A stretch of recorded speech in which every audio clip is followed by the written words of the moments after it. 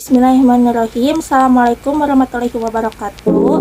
Sebelumnya izin memperkenalkan diri. Nama saya Bunga Nurhedi Septianata dengan NIM 222-10054 dan program studi pendidikan bahasa dan sastra Indonesia kelas A2 2022 IPA. Dan kali ini saya akan memaparkan analisis saya mengenai dinamika karakter Dazai Sakaguchi pada fanfiksi anime Bungo Stray Dogs pada website OOTRI melalui pendekatan pragmatik. Dan pembahasannya akan mengikuti tentang website apa yang akan saya ambil, kemudian deskripsi mengenai tangkapan layar dan analisis lainnya seperti pendekatan pragmatik dan hiperaktivitasnya yang merupakan ciri utama dari sastra siber. Saya akan menjelaskan deskripsi websitenya terlebih dahulu.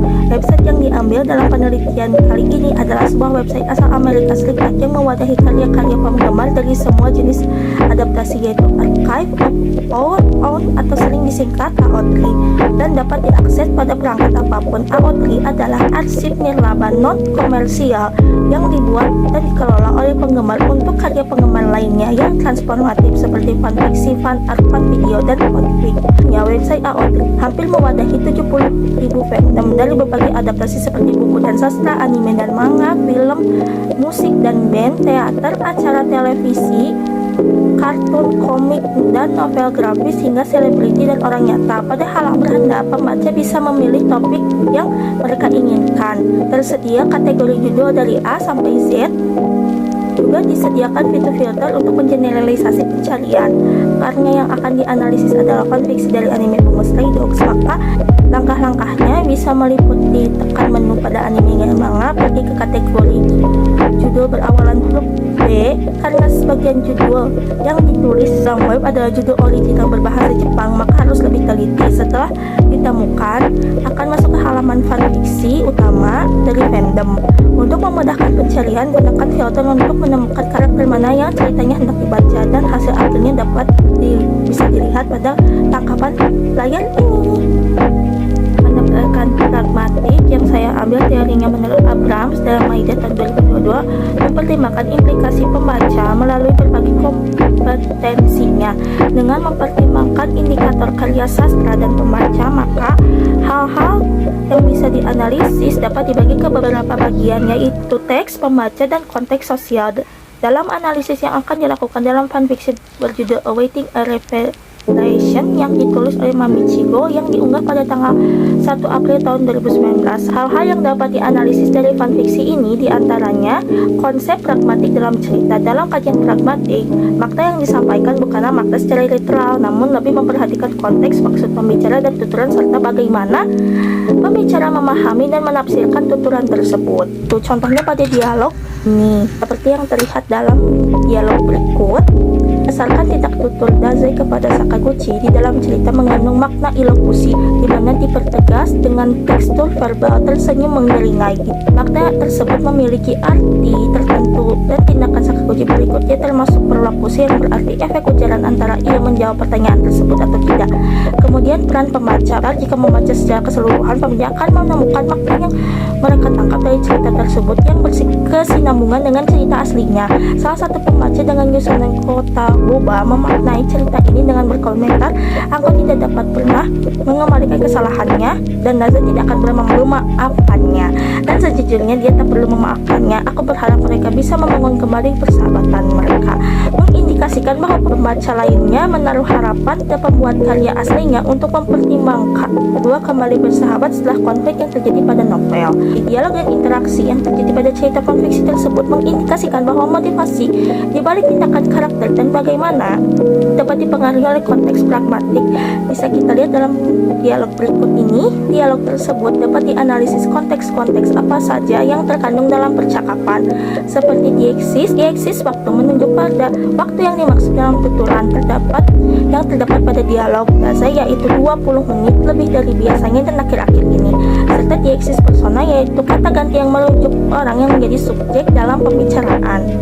terdapat pada dialog Sakaguchi dan Dazai, yaitu kau dan aku. Kemudian perubahan karakter. Perubahan karakter terjadi sepanjang cerita fanfiksi berjalan, mengindikasikan bagaimana karakter akan berubah sepanjang cerita. Apakah ada faktor-faktor pragmatik melatar belakangi perubahan tersebut? Cerita tersebut terdapat kalimat yang dilontarkan Dazai, yaitu aku berharap kau ada di sini, dengan gestur verbal menatap ke arah batu nisan. Sakaguchi memperhatikan reaksi dari Dazai. Hal ini terjadi berdasarkan faktor-faktor pragmatik, yaitu Dazai sebagai penutur dan Sakaguchi sebagai lawan penutur, serta maksud yang disampaikan Dazai. Berdasarkan ujaran tersebut memenuhi aspek praanggapan yang merupakan asumsi yang dipegang oleh penutur dan lawan tutur dalam percakapan, dan makna ujaran tersebut diketahui maknanya oleh penutur dan lawan tutur. Konteks budaya dan sosial dalam cerita ini mempertimbangkan latar budaya dan sosial yang mempengaruhi karakter, serta bagaimana hal ini tercermin dalam perilaku dan interaksi mereka. Dalam situasi ini, Dazai dan Sakaguchi tidak terikat dengan batasan atasan dan bawahan, namun sebagai teman lama. Sebelumnya, pada saat mereka bekerja di bawah naungan Port Mafia, Dazai adalah atasan dari Sakaguchi. Walaupun Dazai lebih muda dibandingkan dengan Sakaguchi, hal ini juga dipengaruhi oleh budaya Jepang yang sangat menjunjung tinggi posisi antara atasan dan bawahan.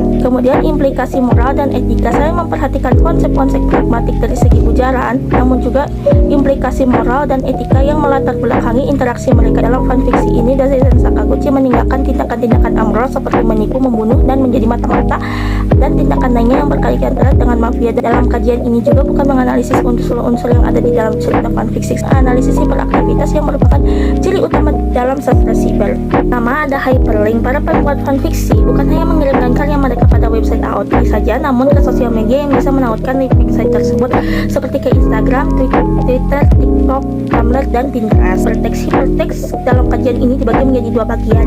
Yang pertama ada dari semesta dari kakak Asagiri.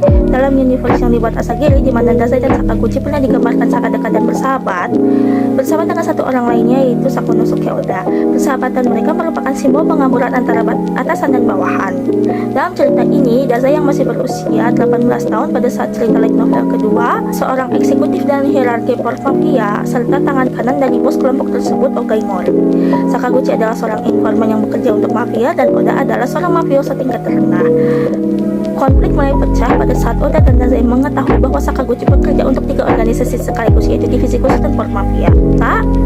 Organisasi yang saat ini sedang mengancam Port Mafia, yaitu Mimik yang dipimpin oleh Andre Gid. Dengan keterlibatan divisi khusus dalam pertikaian antara Mimik dan Port Mafia, Mori mengambil langkah yang menurutnya strategis. Dia sudah merencanakan itu jauh-jauh hari sebelum kedatangan Mimik ke Jepang, dengan mengirimkan Sakaguchi ke Eropa dan membuka jalan bagi Mimik beroperasi di Jepang secara ilegal, menyebabkan kepanikan di antara orang-orang pemerintah, khususnya divisi khusus, sehingga strategi tersebut dilakukan agar Port Mafia bisa berbisnis dengan tenang tanpa ada gangguan musuh. Sebagai gantinya, ia mengirimkan Oda sebagai pion yang sempurna untuk menjalankan misi untuk berhadapan dengan Mimik, dan akhirnya dia tewas bersama dengan pimpinan kelompok tersebut. Secara tidak langsung, yang menyebabkan Oda menemui ajalnya adalah rencana Mori yang memberikan komando kepada Sakaguchi. Dengan menyebabkan konflik tersebut terjadi, membuat Dazai sangat marah dan membenci mereka. Karena hal tersebut bisa dihindari tanpa adanya seorang untuk dikorbankan, apalagi Mori secara sadar mengirim Oda untuk misi bunuh diri. Rasa tidak suka Dazai kepada Sakaguchi masih tersisa. Ia menyatakan bahwa berani juga kau datang, Anggo. Kenapa kau berpikir kalau aku sudah memaafkanmu? Dari kalimat tersebut mengatakan bahwa rasa sakit hati yang tersisa dari kejadian 4 tahun yang lalu masih tersisa dalam lubuk hatinya. Namun pada panel berikutnya menyoroti pernyataan Sakaguchi tentang balas budi, atau dalam hal ini adalah penembusan dosa. Sakaguchi memberitahu Mushitaro Oguri kenapa ia terlibat dalam skema agen ke-7. Sakaguchi menggunakan jasa agen ke-7 untuk menghapus tindak kriminal yang dilakukan Dazai selama berada di Port Mafia, serta sebagai penebusan dosa atas kematian 4 mereka yang sudah meninggal. Lepas dari kejadian 4 tahun yang lalu, bekerja sama untuk mengetahui rencana Fyodor ke depannya. Dazai berkomunikasi dengan Sakaguchi dengan memanipulasi detak jantungnya. Misal, keamanan yang diberikan di sana sangat ketat, diketahui oleh sipil dan musuh yang ada di hadapannya. Dazai membuat sandi yang hanya bisa dipecahkan oleh Sakaguchi untuk mendapatkan informasi yang dia butuhkan. Dari pemaparan tersebut, kematian dari Oda memberikan perubahan baik kepada Daza maupun Sakaguchi.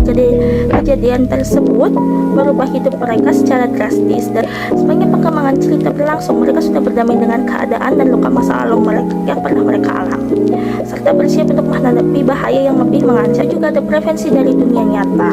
Karena Bunga Stray Dogs adalah cerita yang menggabungkan antara fiksi dengan tokoh sastrawan yang pernah hidup, beserta dengan karya-karya mereka yang mereka buat sebagai kemampuan khusus mereka, maka ada relasi antara seri ini dengan referensi sebenarnya. Hingga mereka bertiga bergabung dalam suatu kelompok sastrawan yang disebut dengan Buraiha, sebuah sekolah atau dekadensi yang tidak bermoral, yang mengekspresikan ketiadaan tujuan, krisis identitas di Jepang pasca Perang Dunia Kedua. Penulis yang tergabung dalam sekolah ini terdiri dari anggota Sakaguchi, Osamu Dazai, dan Sakunosuke Oda. Bukan hanya mereka saja yang tergabung dalam sekolah ini, sastrawan lain seperti Jun Ishikawa, Sei Ito, dan Kazuo Juntakamo dan Hidematsu Tanaka bergabung dengan sekolah ini. Begitu saja yang bisa saya sampaikan. Mohon maaf apabila dalam penyampaian saya terdapat kekurangan. Wabillahi taufiq wal hidayah. Assalamualaikum warahmatullahi wabarakatuh.